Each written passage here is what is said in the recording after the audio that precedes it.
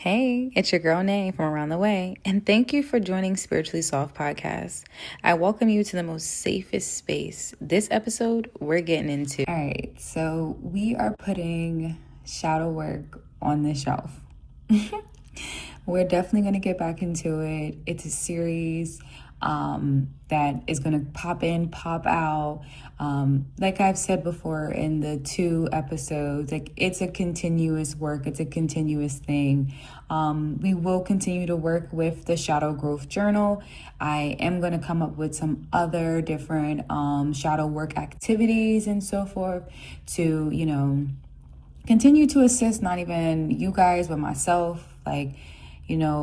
One thing about this podcast that I hold dearest to me is that this is transformative and healing for myself. And it's something that I enjoy doing. It's something that I was doing for so long. I just didn't have a name for it. I didn't have a place for it. It didn't have, all of the structure and the things that it does now, which is interesting because we'll definitely be getting into that very soon. But yeah, so this episode, we are going to be talking about motherhood. Before we even get too deep into our topic for today, I want to do a mental health check-in. Mentally, I would say I've been a little stagnant. I've been cruising at a 5, creeping up at an 8, coming back down to a 4, bringing myself up at a 9. It's been honestly, like an emotional roller coaster. And it's definitely been a journey. And I feel like why my mental health has been so up and down because there's so much around me that is changing. It's interesting because I just read this book where it's Jump and Find Joy. I think it's by Huda Kuda. I don't know how to pronounce her last name to save my life.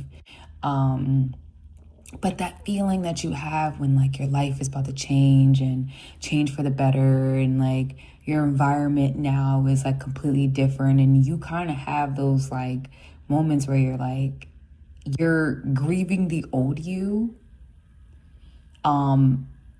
embracing the new you in the new environment, but you still kind of have some hesitation.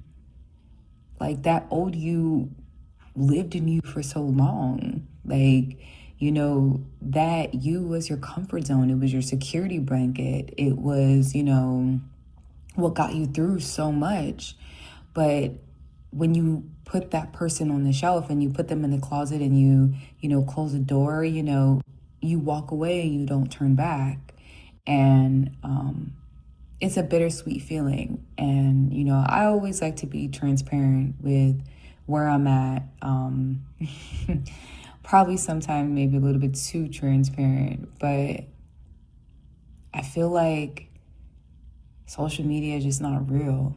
I feel like the things that we talk about, the clips that we do, the 30 seconds to minute reels, they're not real. We alter it, we do a certain angles, we make sure it's our best, and I pride myself on, I don't care if I look the best. I still have a video up of me doing push-ups for the first time, and baby, sometimes I still struggle with it. But you know what? I still put that video up. But yeah, let's dive in. We'll talk more about fitness and all of that. Actually, in the next episode. But let's get into motherhood.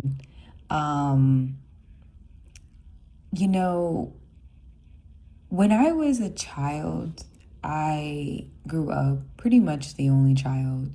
My brother is about 15 years older than me. My sister didn't come into my life until I was 8. And even then, it was very sporadic when she was around. And I primarily was alone. And that always made me want to have a big family, to have a bunch of kids. I would look at my grandmother and be like, wow, she had 4 kids, and she had 2 boys and 2 girls. And I'm like, that's the perfect world. And it's something that I always wanted, always dreamed of, like having the mom, mom, mom, mom. You know, I used to have all of my, y'all know my Bratz dolls, but I had Cabbage Patch dolls. Do y'all remember Cabbage Patch dolls? Oh my goodness. Well, first off, I really do want to get into my conspiracy theories because that one was a bit scary to look into that. But I'm a little nervous about touching too much into that because I ain't trying to go missing, okay? But yeah, like I would have my dolls, I would take them to the mall with me. Like they were everywhere I was at. Like I was a fantastic mom. So I always knew very young that I wanted to be a mom. I wanted to have a big family. You know, I wanted to have a husband. I actually, it's so funny because this episode is going to be very much like, girl, huh? But I didn't want to work. I wanted to be a stay-at-home mom. Like I wanted to devote my entire life to my family. I wanted to, you know, make jam at home and make our medicine and, you know, learn different trades and have, you know, farm animals and go out and get the eggs, like, you know. And obviously you can hear it in my voice. That brings so much excitement and actually a lifestyle that, you know, I would enjoy very deeply. You know, and it's just like once I got older, I would say after my first heartbreak, like I was like, I love incredibly hard, which I'll get into the relationship stuff at a later date. I spend more time talking about self than getting too much into like relationships and everything. But like, I love incredibly hard. I wear my heart on my sleeve. I am extremely I was that person where I could get like lost into you, into catering for you, into loving you, and to inspiring you, and to motivate you, and all of these things that I still am. But like my first heartbreak like rocked me, and it changed my entire perspective of, you know, how I viewed love, how I, you know, viewed the world, how I view men. And it really pushed this like alpha female energy, and changed my whole perspective of wanting to be a mom. So I went through a very long time of like not wanting kids, getting on birth control early so I wouldn't, you know, constantly practicing safe sex so I would not get pregnant, because it was something that I was just like, oh, absolutely not. Like, I'm not about to be on the brink of death for these men out here. Oh my goodness, Lord. But that was my thought process. I'm like, I'm going to be in a high rise with me and my dog. I'm not having no kids. I'm gonna have an amazing career. That's when I went a very long time without really entertaining guys, and focusing on my career, which I'm so happy I did that because it did, you know, catapult me into an amazing space. And I was able to do a lot of amazing things at a very young age and, you know, travel up and down the coast and go to different conferences and meet so many different people and be exposed to so many different things that I never thought I would able to be exposed to at such a young age. But I had, because I literally stuck my nose in the books and just focused on that. And, you know, that all changed when I went to college. And, you know, I met my first husband. And, oh, that sounds bad. Like, first husband, it's like, ooh, divorce. But yeah, so I met my first husband. We were college sweethearts. And 3 years after being together, I ended up birthing my beautiful baby boy. My stinky is, I've accomplished so many things in my life. But none of them even amount to what being a mother is like. And the joy that I get from being around him, to seeing him grow, to seeing him smile, seeing every bit of him. I had him at 22. I was young. I was a young bride. And I literally ended up finding out literally 2 months. Was it 2 months? Yeah, 3 months after being 21. So life definitely went straight forward. I did not,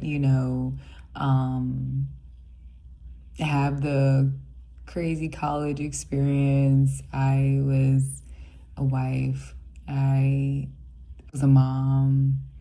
And then even after the marriage dissolved, I did what I always knew best, be an amazing mom, but my grind was even harder because I have a son now. So I'm working incredibly long hours, and giving my son the finer, things in life. And, I do wish to have more kids with my current husband. And I know that will come when it's meant to come.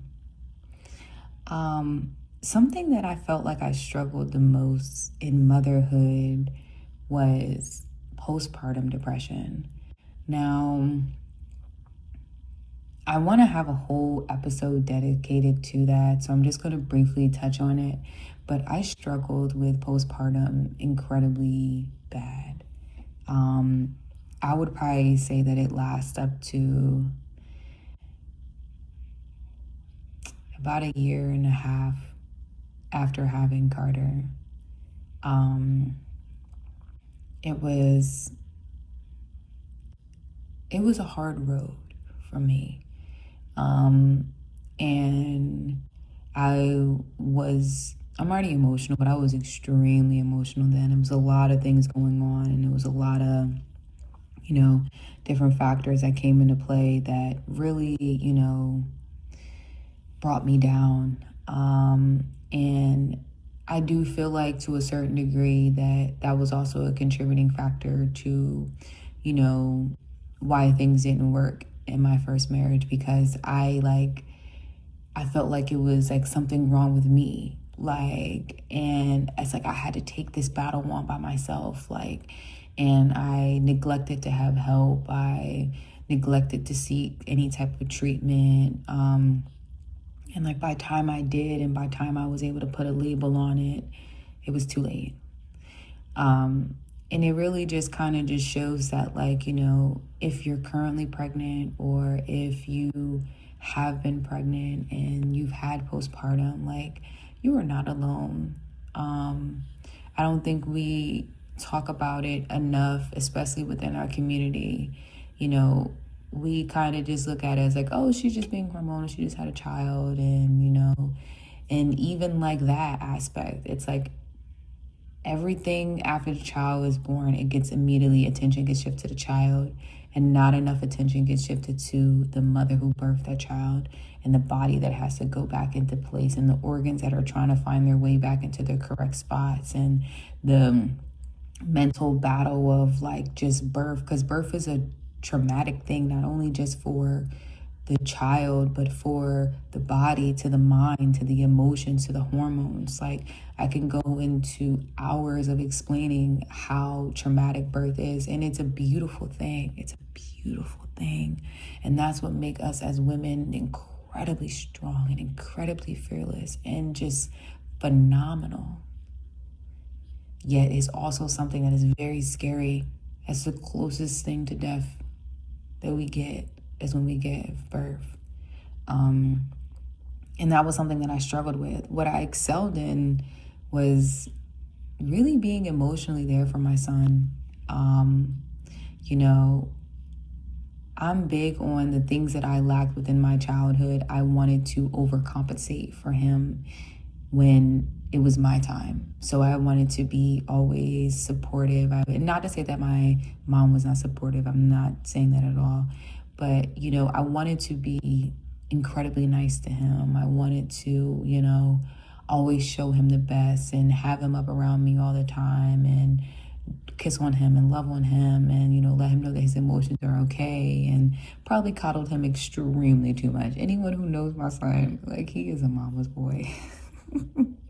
And I know I coddled him way too much, but you know, that's my sneaky.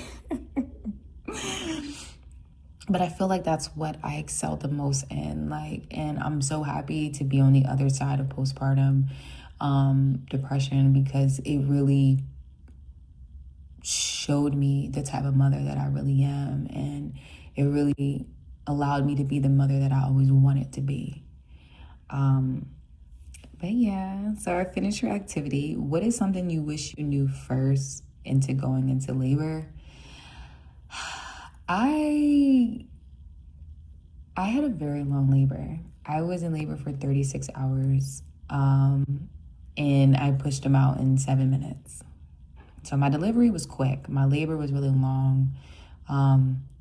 The things that I really wish I knew was about the care, the lack of care that they give us Black and brown women in the hospital. I was incredibly naive too, and I was so young that, like, I didn't ask the right questions, you know. I didn't, you know, I didn't feel seen. I didn't feel heard. I didn't feel like I was really prepared for it. And you can be 30 and not fully be prepared after having kids, because each delivery is different. Every child is different. Every experience is different. But with being so young, I didn't feel like I was equipped with the knowledge of what I was up against with other grown-er adults that, you know, took advantage of the fact that it was two young kids there. And, you know, thankfully my mother-in-law at the time and my mom were like hounds. They were there, you know, they were there as much as they could be. And they really, you know, made sure that we were okay. And that's just the thing that, you know, when you know more, you do more. You know what I mean?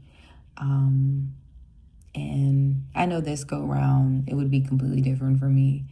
But yeah. So for the quote of the episode, motherhood is trial and error. What your parents did with you may not work for your kids, and that's okay. Find what works for you and your child. Thank you again for joining us at Spiritually Soft. I hope you enjoyed this episode. Like, comment, and subscribe. Love ya.